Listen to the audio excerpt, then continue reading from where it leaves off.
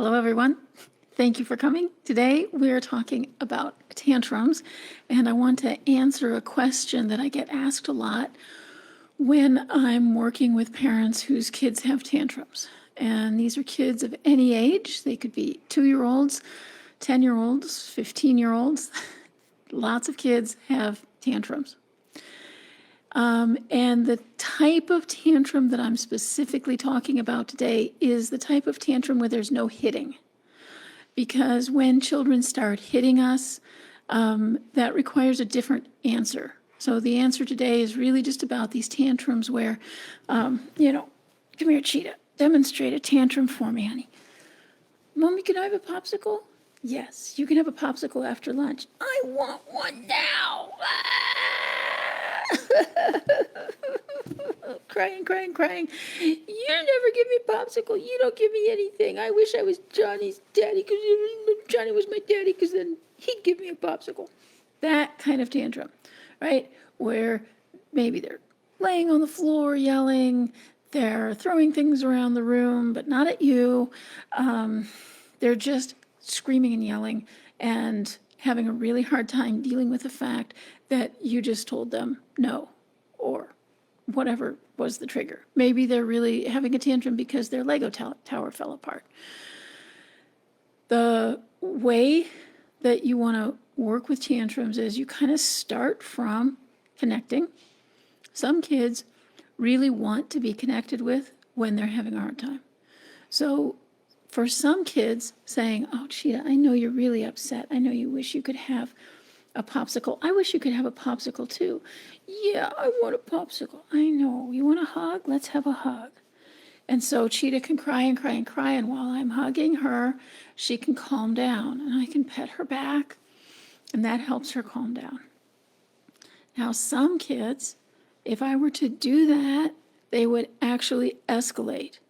So if I were to say, yes, you can have a popsicle after lunch, they'd say, no, you're a stupid mommy. You're a dumb mommy. I hate you. You're awful. Ah. And I say, oh, Cheetah, it seems like you're really upset. Ah. And it just escalates and they get bigger and bigger, right? Now there's throwing things. Now there's screaming. And the more I engage, Cheetah, calm down. Cheetah, calm down. Cheetah, calm down. No. Cheetah can't calm down. The more I engage, the higher on that scale Cheetah gets.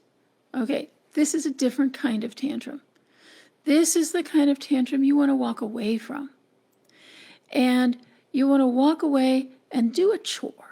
Like walk away, wipe down the counters, wipe out the sink, sweep the floor, straighten up the cushions, pick up some stuff. Just, you want to do something to communicate to Cheetah that everything's fine.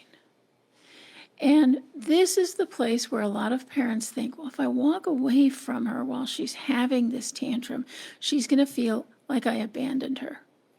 And there are certainly ways that you could do this where she would feel abandoned. Okay, so I'm going to demonstrate things not to do. Don't do these things. Okay, but these are things that could make Cheetah feel abandoned and feel like you don't love her. You won't give me popsicles. I can't believe you're having this reaction over the popsicle. When you're ready to talk rationally, you come and find me. I'm out of here. Okay, that's number one thing. Don't do that. Okay, but probably on a good day, you don't do that. But you might do something like this. Ah! Oh my God. And then you walk away. You're communicating. Both of those ways are communicating to Cheetah that she's doing something wrong. You think she's being ridiculous, and you don't want to be around her. That kind of communication is what's going to make those tantrums continue, not go away. One of the barriers for kids to learn how to, learning how to deal with their tantrums is they feel like the tantrum itself is bad behavior. And the tantrum itself is not bad behavior. She has not engaged in any bad behavior. She's having an immature emotional expression, whatever her age. And if I can normalize that and just say, okay, I'll be in the kitchen. Let me know when you want to talk. And I'm not upset, and I'm not rolling my eyes, and I'm doing my very best to think good thoughts, too. To think, Cheetah's having a hard time with this. Cheetah really wanted that popsicle. It's really important to Cheetah that she gets what she wants. And now I'm going to walk away communicating to Cheetah that everything's fine. And that's what she needs to know. She needs to know that her reaction is fine. Yes, you can completely lose your mind over the fact you didn't get a popsicle. Even though I think that's not an important thing to lose your mind over. There's all kinds of awful things going on in the world that you could lose your mind over. Okay? My job isn't to tell her what's important to her. My job is to let her know that when she has a big feeling moment, it's perfectly fine and it's perfectly normal. So you want to disengage. If you have the kind of child that gets more wound up when you're engaged with them in this tantrum, then your solution is to disengage and walk away, not in a huff, just in a normal, objective way. I taught this technique to a family recently who had been, their previous method, which just wound the kid up more and more and more, was to say, now come on. Hey.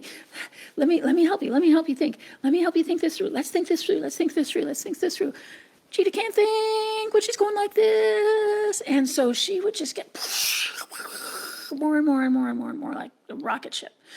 And so now the parents were coaching each other during this, during the learning period. And one of them would say, okay, don't engage with him. Don't engage with him. You're just winding him up. After about a week and a half of this, the dad was engaging with him while he was in a tantrum. And the kid turned to the dad and said, don't engage with me. You're winding me up. So the kids also can recognize what they want. And we want them to really start learning, this is okay that I'm having this tantrum. That's the first step. After we manage those tantrums in that way, then we can start teaching better ways to self-regulate. But our first hurdle is just really getting over this idea that there's something wrong with having the tantrum. So now Cheetah is done with her tantrum. It lasted 10 minutes, maybe it lasted 40 minutes. It's all good, it's all fine. And now she's seeking me out, or I can sort of tell she's in this stage where, okay, now I'm going to give Cheetah a hug and I'm going to stroke her back and all those things that she needs my help with to help calm down what's happening in the brain. And now it's all good and we continue on our way. And I will tell you, if you have the kind of child who does not want to engage while they're having a tantrum, they don't want to review it later either. So we're just going to go on our merry way. And if it was about something she didn't want to do, like put her shoes on, I say to her, Cheetah, please put your shoes on. And we'll go to the park and have a very nice day. Thank you, Cheetah. You're welcome. Thank you very much, everyone, for watching this video. I would love to hear if you have any questions.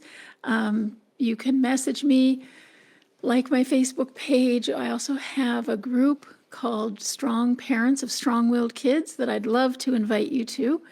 And I will see you next time. Let me know if there's a topic you want me to cover on these lives too. Okay, bye-bye.